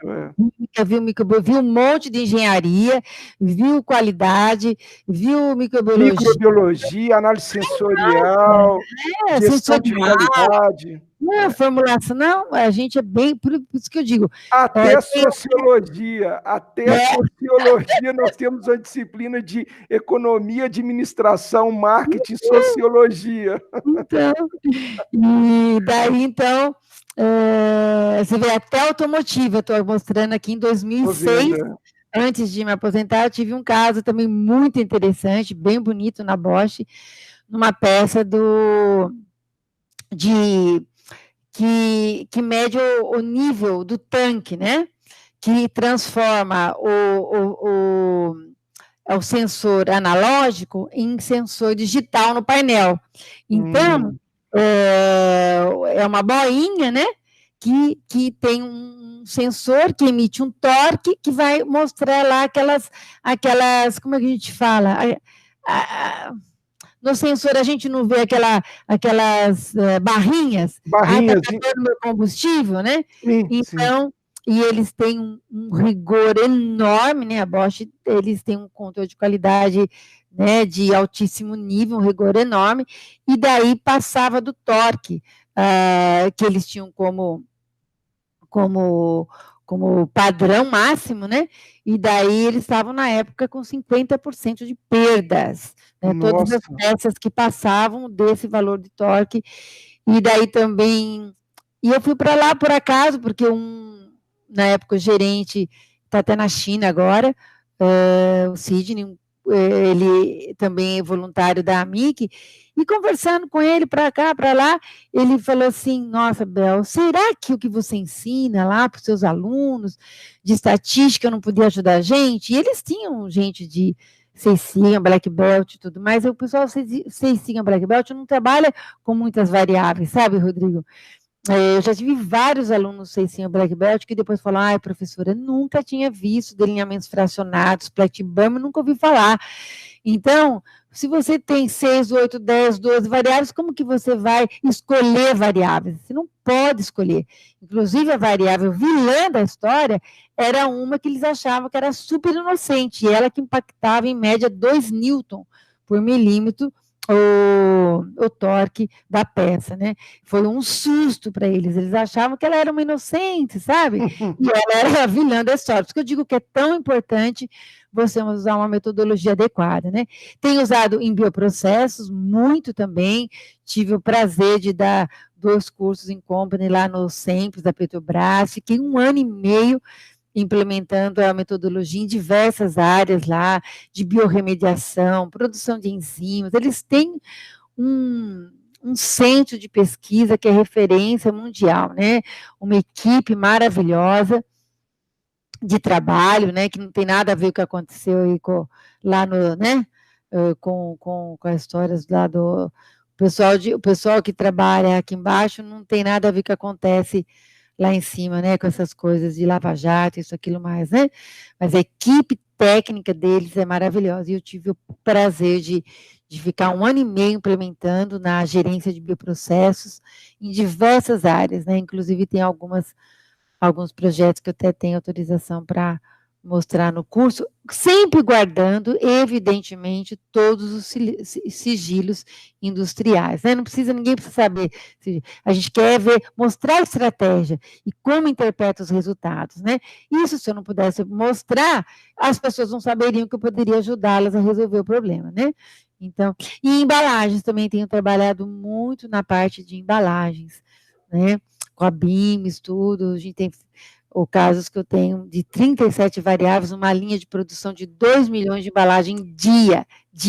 Imaginou o que é você perder 1 dia de processo? Você perde 2 milhões de embalagens, para onde vai isso, né? Isso vai para o lixão, né? E para o reciclável, isso é um transtorno para a empresa. Então, quando eles me chamaram, foi em 2011, nós levantamos com todo o time, né, os engenheiros, coordenador do projeto, o pessoal operacional, tudo, 37 variáveis, 25 metros de equipamento, né, de linha de produção, 8 estágios, então nós levantamos 37 variáveis, 30 Y resposta, é um projeto lindo, esse é um dos tops, assim, de chão de fábrica, né? E olha, das 37 variáveis, 25 não foram estatisticamente significativas e 12 foram. Então, aquelas 12 eu não podia mudar de jeito nenhum. Aquelas 12 tinham que ficar exatamente com a estatística que eu estava dizendo.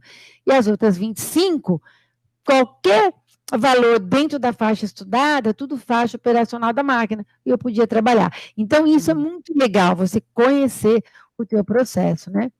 E aí eu colocando aqui que você pode usar o DOI em diversas áreas, né? Se eu quero desenvolver um novo produto ou processo, que nesse contei do Baton 1, né, era uma máquina nova que tinha vindo da Alemanha, então tinha que ajustar a máquina, né? E o manual, para cada variável, ele dá um range. Conforme a combinação do range dessas várias variáveis, eu posso ter o material todo quebrado, né?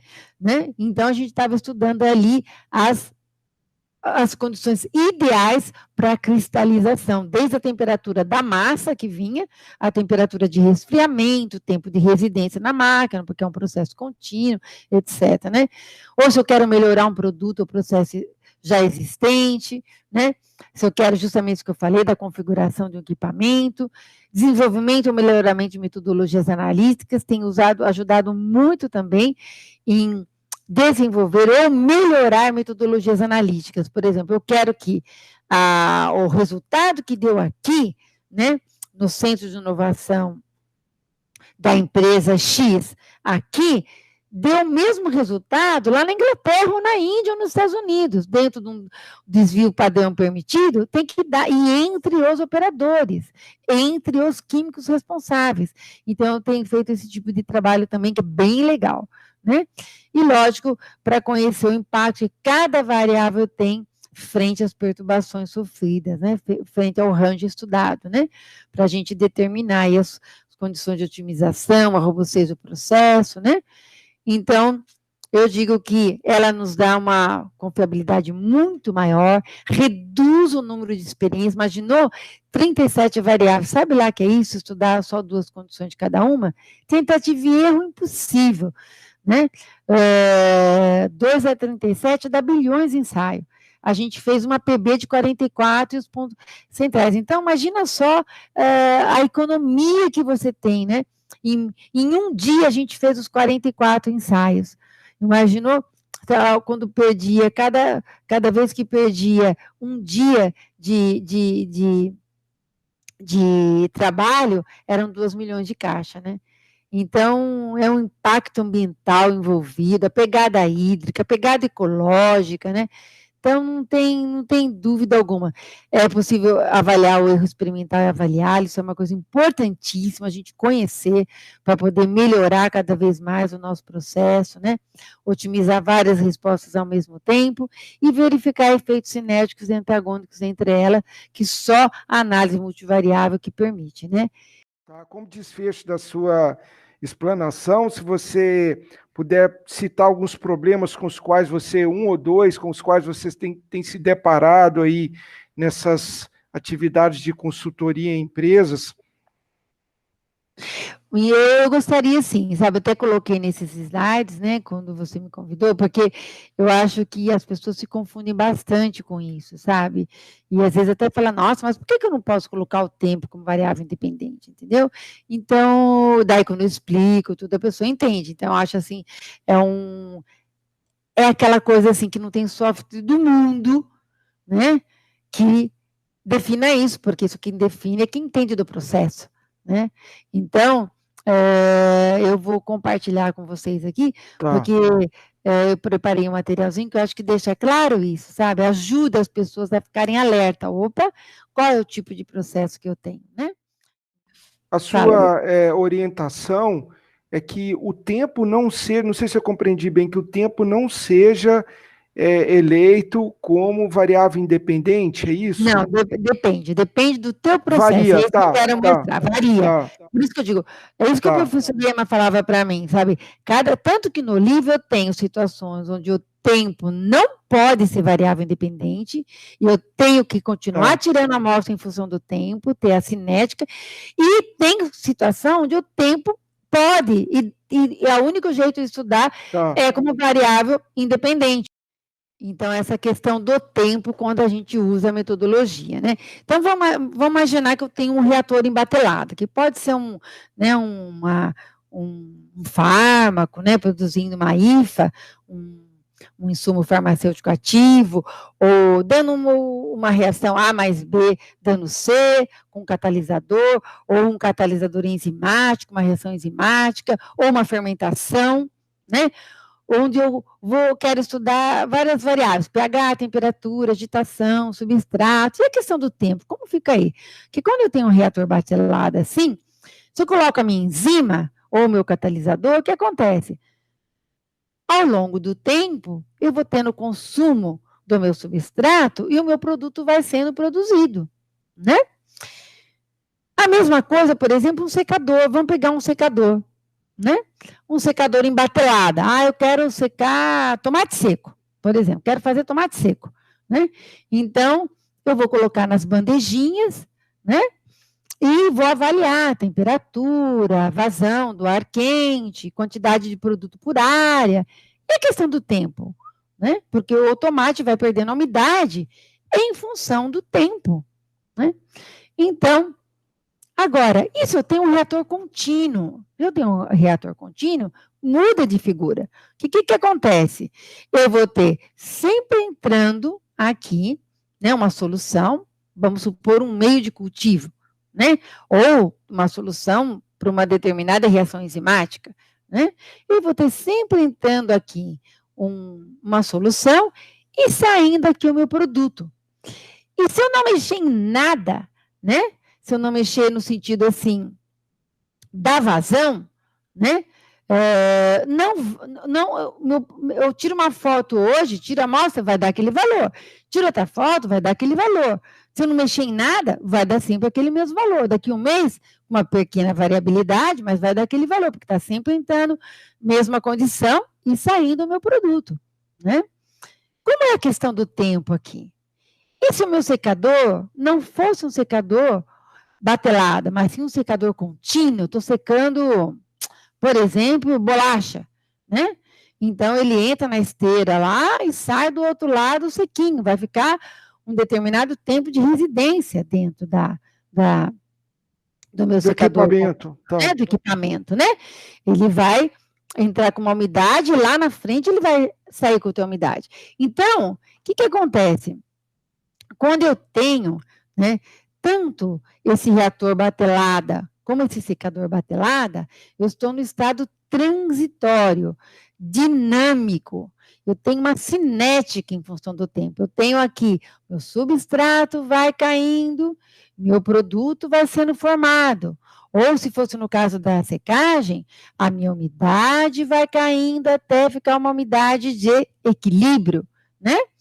Então, são processos cinéticos, dinâmicos. Agora, e nesse caso? Nesse caso, eu tenho uma condição estacionária, né? Seja o meu reator contínuo, meu secador contínuo, se eu não mexer em nada, vai estar sempre lá, que nem no caso do reator. Isso vai estar entrando sempre substrato e o meu produto sendo formado com o tempo sempre igual, com uma pequena variação normal de medição, né, de análise e tal, mas está ali totalmente diferente dessa figura aqui, né, que muda totalmente em função do tempo, né? Então, o que acontece, né? Nesses casos aqui, nesse caso aqui, eu tenho que fazer o quê? Eu posso estudar tudo que eu quiser, né? Tudo que eu quiser. pH, temperatura, agitação, tudo que eu quiser. Mas o tempo eu não devo colocar como variável independente aqui. Antes de aprender a metodologia, eu não tirava amostra em função do tempo? Pois então, eu vou continuar tirando amostra em função do tempo. Cada ensaio meu da minha matriz vai ser uma cinética. Depois eu vou avaliar. Mas eu não posso fazer... Entende, Rodrigo? Claramente. Eu não posso tirar muitas amostras, professor. Eu falo, não tem importância. Em que tempos que eu vou escolher? Eu sempre oriento, pega a condição do ponto central, faz uma cinética dela com intervalos pequenos, e daí ali você escolhe 2 tempos, e daí realiza todos os ensaios avalia naqueles 2 tempos e depois você fecha a validação fazendo uma outra cinética, que daí você vai estar otimizando de verdade, né? E a mesma coisa para o secador, né? Agora, aqui no contínuo, é outra situação. No contínuo é o tempo de residência. Tempo de daí residência. eu posso avaliar, mudar a vazão e, consequentemente, o tempo de residência para ver o que acontece com a minha resposta. É outra situação, né? Aí, então, nesse caso, o sinal está verde para que o tempo seja introduzido ou utilizado, pesquisado como variável independente. Sim, né? sim. É o caso 7.3 do livro e o 5.2 também no livro. Eu abordo os outros casos, tem vários casos onde se avalia a cinética, né? Mas o 5.3, que é do Gustavo, da tese do Gustavo, e da Eliette, 7.3, do Cacau, lá você vai encontrar que são processos contínuos, onde o tempo é o tempo de residência. Daí eu posso colocar como variável independente. Quando você acendeu esse sinal amarelo em relação ao tempo, até deu um frio na barriga aqui, porque, rapidamente, você sabe disso, eu fiz um estágio sabático em Cornell. E eu trabalhei, eu desenvolvi meus estudos, minhas investigações no Centro de Validação de Altas Pressões. Tá? E uma das minhas variáveis, eu combinei métodos, alta pressão com agentes antimicrobianos, e uma das minhas variáveis era o tempo, entendeu? E por quê? Porque o processo de altas pressões, ele pode ser semicontínuo em batelada, mas geralmente, em escala comercial, utiliza-se o sistema em batelada, ou seja, o produto, um suco de fruta, por exemplo, ele é acondicionado em uma embalagem, a embalagem hermeticamente selada e conduzida até o vaso de pressão, tá? Aí esse vaso de pressão é inundado, geralmente com água, né, que é o meio transmissor da pressão, e a pressão atinge pode atingir 600, 700 megapascal, aí 6.000 atmosferas de pressão. E ele fica retido a essa pressão por um determinado tempo. Depois o vaso é despressurizado. Então, nesse caso, eu poderia usar o tempo de residência no equipamento, ou seja, o tempo em que o alimento acondicionado é exposto a uma determinada pressão. Nesse exemplo, não teria, eu usei acertadamente o tempo como variável independente, ou eu não poderia também. Então, mas... Entendeu o cenário? Sim, entendi. É que nem, eu acho que, mais ou menos do tipo de extração supercrítica, né? Onde as pressões são muito altas, e você não tem como ter furinhos no equipamento para tirar ao longo do equipamento, né? E, então, é uma questão... Tem que ser, a gente sempre tem... Eu sempre falo, olha, eu gosto sempre de enxergar o processo. A pessoa, quando me pede ajuda, eu gosto sempre de analisar o processo, porque, às vezes, como eu muitos anos trabalhando com isso, às vezes eu encontro solução que às vezes a pessoa não vê, sabe, Rodrigo? Sim, então, é que nessa questão que eu te digo, por exemplo, lá na Petrobras mesmo, a gente, na área de biorremediação, né, que eu, nossa, adorava trabalhar lá com a Adriana, né, e ela continua usando bastante a ferramenta. E daí, então, a primeira coisa que aconteceu foi: professora, eu não posso tirar a amostra, o meu cinética dura 42 dias, que ela estava fazendo, né, tratamento de avaliando a contaminação de solos, né, em óleo, então estava estudando a descontaminação, e daí, professora, cinética, leva 42 dias, pelo menos, mas eu não posso tirar a amostra em função do tempo, nesse caso, assim, porque se eu abrir o meu frasco, acabou com o meu frasco, porque ele é o quê? Ele é anaeróbico, você entendeu? Claramente, então, claramente. Então, daí eu falei, tem solução. Como é que a gente faz? Amostra de sacrifício. A gente pega a condição do ensaio 1 e vamos vamos estudar 5 tempos, por exemplo, vamos fazer 5 frasquinhos iguaizinhos ao ensaio 1. Daí deu lá 24 horas. Peguei aquele frasco, abri, tiro a amostra, vou analisar, acabei com ele. Acabou, destrutivo. Destrutivo. Dali 5 dias, peguei um ensaio 1 e até o último tempo, você entendeu? Então, claramente, tudo tem solução. Tudo tem solução. Precisa enxergar o tipo de processo. Porque se for um processo que muda com o tempo, é cinética. E se é cinética, eu deveria avaliar com o tempo. Você entendeu? E evitar a introdução, no caso da cinética, evitar a utilização do tempo como variável independente no DOI. Isso, exatamente.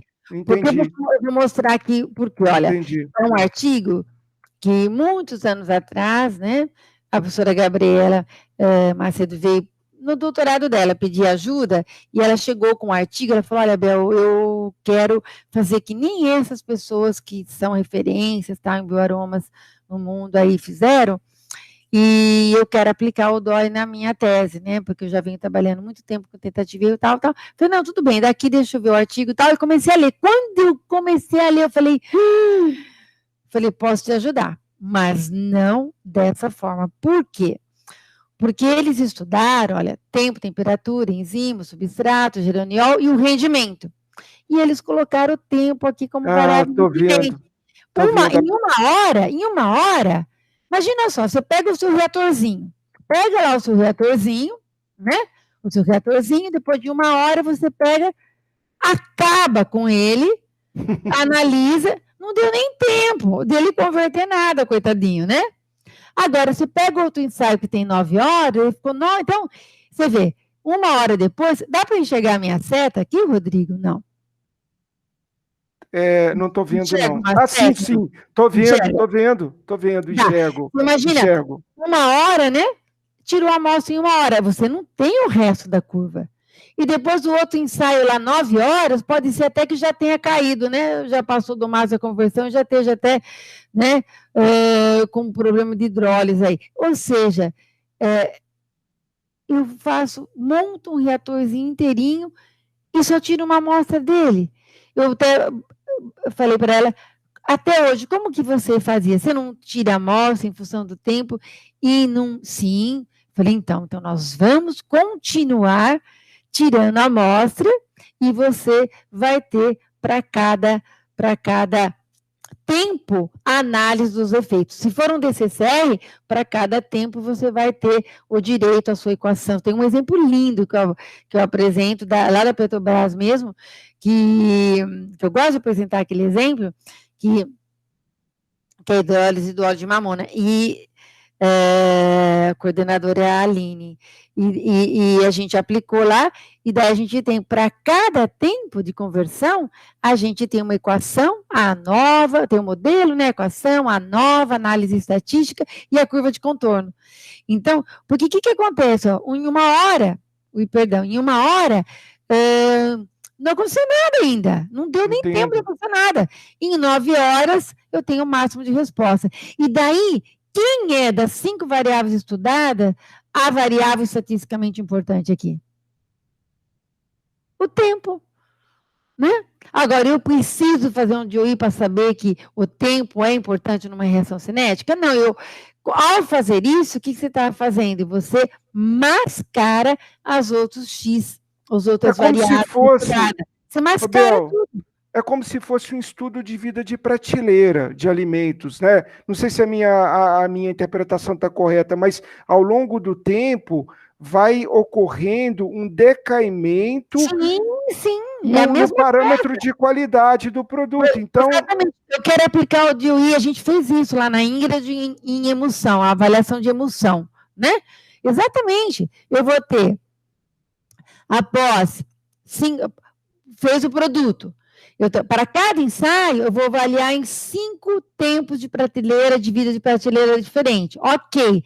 Então, após o produto ser feito, depois de um dia, depois de 5 dias, depois de 15 dias, depois de um mês, depois de 2 meses. Então, vou ter lá 5 tempos diferentes. Ok.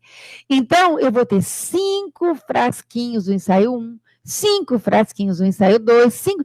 E daí, depois, para cada tempo, eu vou enxergando Sim. o que aconteceu com a estabilidade do meu produto, de todos os Y que eu quero avaliar do meu produto, né?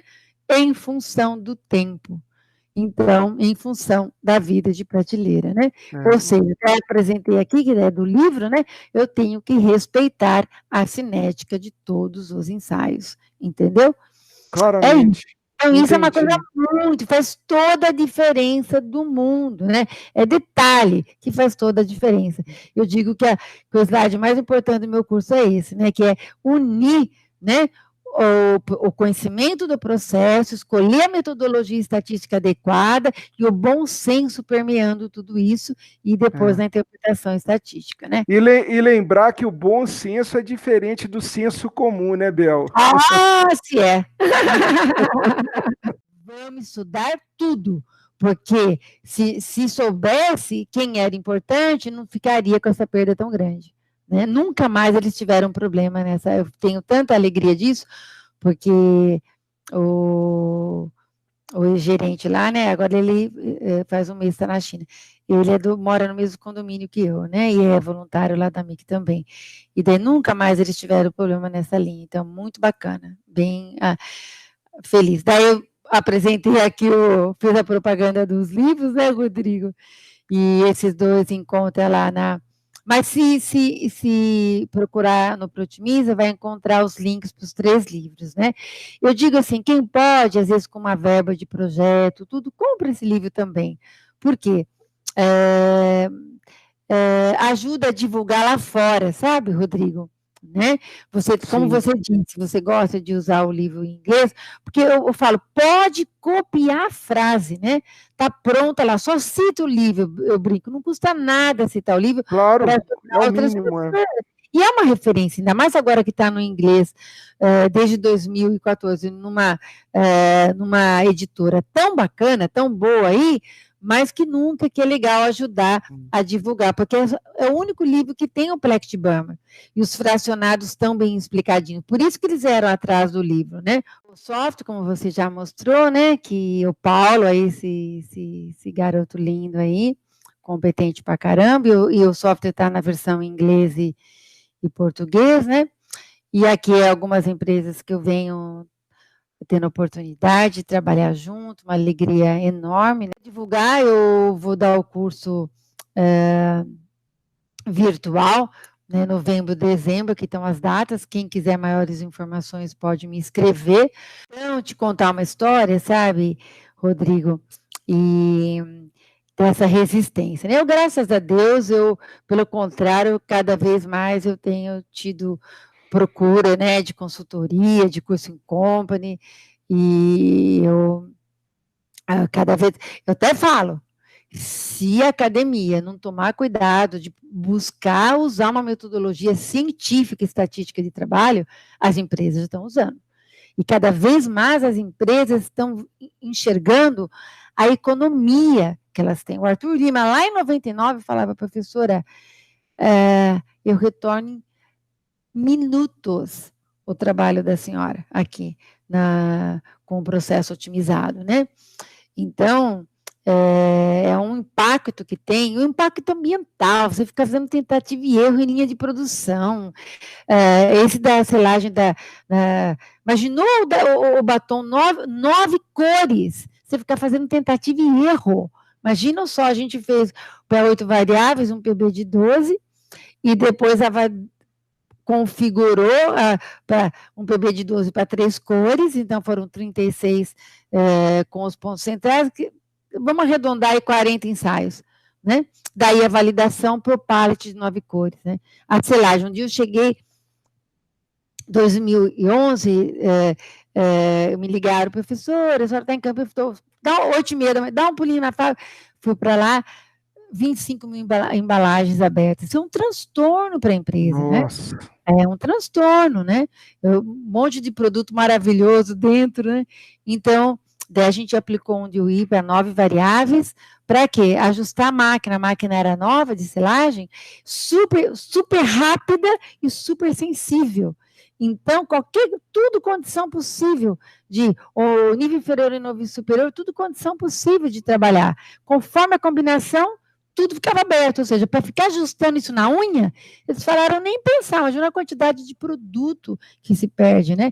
Então, daí logo a gente já juntamos a equipe, todo mundo, montei a estratégia, foram 9 fatores estudados, do batom foi 8, lá foi 9, e daí montamos, imagina só, num dia, eu lembro que no dia do DOI eu fui para lá, 6 da manhã, quando era 1 da tarde já tinha feito todos os ensaios, né? Daí, lógico, demora para analisar tudo etiquetadinho, tudo, as embalagens, tudo arrumadinho, né?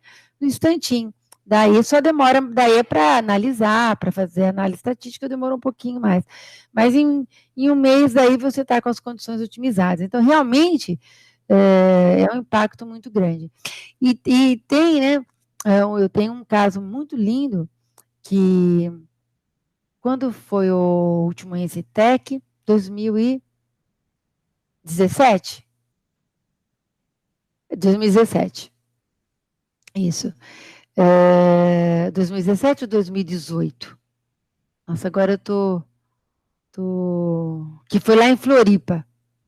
2017 ou 2018. Enfim, agora me fugiu com a pandemia, a gente vai perdendo até... Tá meio perdido, né? Foi 2017 ou 2018, em Floripa, que eu fui dar o curso no congresso, né? Um mini curso. E eu vou muito, né, dar mini cursos, tudo para ajudar as pessoas a abrir os olhos, né, do uso da metodologia, né? Então, na abertura, Rodrigo, estava uma dinamarquesa, de uma empresa de enzimas, né? Ela deu a palestra inaugural, e ela falava sobre os diversos problemas mundiais, né, que a indústria tem, os desafios industriais, né, que gera resíduos, né, e um deles, né, da indústria de abatedouro, de frango, né, e daí, porque você imagina, né, eu sou vegetariana, né, graças a Deus consegui dar esse passo aí. O meu marido já é mais de 20 anos, né? Eu faz o quê? 7 anos. Fui diminuindo. Mas você imagina que cada franguinho abatido, a quantidade de pena que tem, a gente já parou para pensar nisso? Não, né? Para onde que vai isso? Para onde vai isso? Isso é um transtorno numa indústria de abatedouro, né? Isso é um lixão absurdo, né? É um impacto ambiental enorme isso. Gigante, são toneladas, né? E ela, inclusive, citou esse exemplo, né? Que era um desafio a ser resolvido, né? E eu estava com tudo no meu computadorzinho com esse processo otimizado e não podia falar nada. Fiquei 1 ano sem poder falar nada sobre isso, né? Agora eu posso, já tem aí já mais de 1 ano que eu posso falar. E por quê? Então, 2017, eu tive o prazer, né, e a oportunidade de trabalhar com o Maurício, que era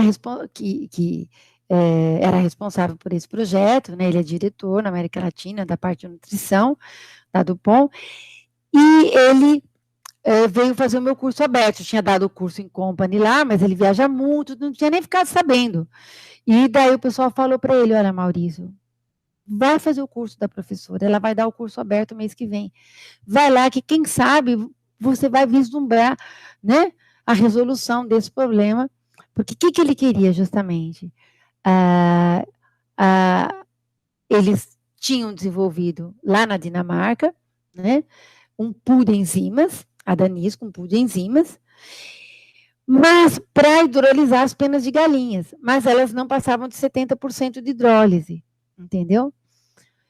E estavam há 5 anos tentando melhorar essa hidrólise. Só que com 70% de hidrólise, você não vende o puro enzima para ninguém. Por quê? Porque vai sobrar 30% que você não vai poder usar para ração animal, vai dar diarreia no animal, entendeu? Para o produto, para as penas ter um valor agregado, né, elas precisam virar 100% aminoácidos. Virando 100% aminoácidos, você tem um leque de aplicações enorme, um leque de aplicação que vai desde xarope, para xarope, que a gente importa um tal de aminoácido que vai em xarope, até cabelo, sabe? Para um monte de ração animal, para um monte de coisa. Então, o objetivo era chegar em 100% de hidrólise. Daí, ele foi e fez o meu curso.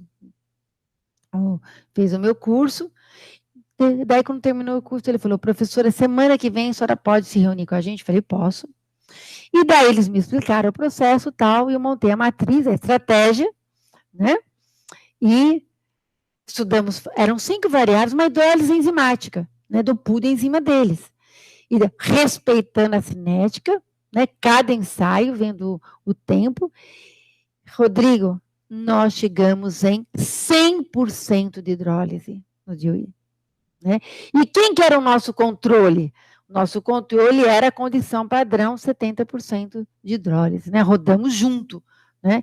É lindo esse caso. Eu fiquei 1 ano sem poder falar nada que eles estavam patenteando, tudo, né?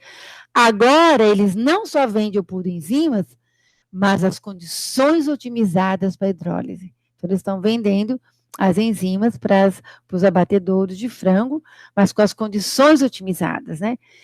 E esse projeto foram 5 dias meus de consultoria e 3 meses no laboratório para chegar nas condições otimizadas, né? Contra 5 anos na Dinamarca fazendo tentativa e erro. Tentativa e erro é coisa do século passado, tá mais do que, sabe, provado, né? Eu dei uma palestra, não posso falar que empresa que foi outro dia aí, uma empresa multinacional aí, e de um ex-aluno, né, que me convidou, que está lá como diretor e tal, e daí a chefe, né, chefona, ela é dos Estados Unidos, mas é uma brasileira, inclusive, e ela estava assistindo, foi pelo Zoom e tal, e ela ficou encantadíssima, porque eu selecionei só casos industriais para palestra, né, e ela ficou encantadíssima. Ela falou, o que nós estamos fazendo aqui, tentativa e erro, né? Pois é. Estados Unidos. Inclusive, a pessoa que me apresentou, que me convidou, me apresentou, ele falou, olha, né, a nossa professora aqui, né, do Piniquim, né, não é aqui do Brasil, ele falou, olha, ela vem resolvendo casos, né, ajudando casos industriais aí, e, inclusive, ele mesmo tinha resolvido problemas dentro da empresa lá, seríssimos, usando a metodologia, por isso que queria me levar para dar o curso, né? E daí, por isso que me pediu a palestra, para mostrar para o pessoal, e daí ele falou, olha, o pessoal aí do mundo não conhece o Plexibama, né? E eu digo que Deus me deu de presente para ajudar as crianças lá, sabe, Rodrigo? Porque realmente o pessoal não conhece, né? E o desconhecido dá medo, e o medo faz você fazer o quê? Criticar. Então, eu acho assim, eu encaro como uma missão, sabe? Eu amo esse trabalho, né? Eu peço a Deus que me dê muita saúde, porque eu amo fazer isso, né? E aqui, queria deixar também o site da MIC, para o pessoal que quiser conhecer um pouquinho, para entender por que eu trabalho tanto, né? Eu digo que Deus me dá tanta energia, tanto trabalho, né, para eu poder ajudar a instituição. É uma instituição seríssima, um trabalho lindíssimo, né, de inclusão social em Campinas. Domingo agora a gente tem distribuição, a última distribuição do último mês, nossa, eram mais de 1.000 pessoas, e a gente com medo que as nossas cestas de alimentos não fosse dar para todo mundo, nossa, e um trabalho incrível. Se depois quiser, até te mando umas fotos para você colocar da última distribuição de alimentos, muito bonito mesmo. Agora eu vou despedir aqui, muito obrigado a você que nos acompanha no Alimentos na Mira.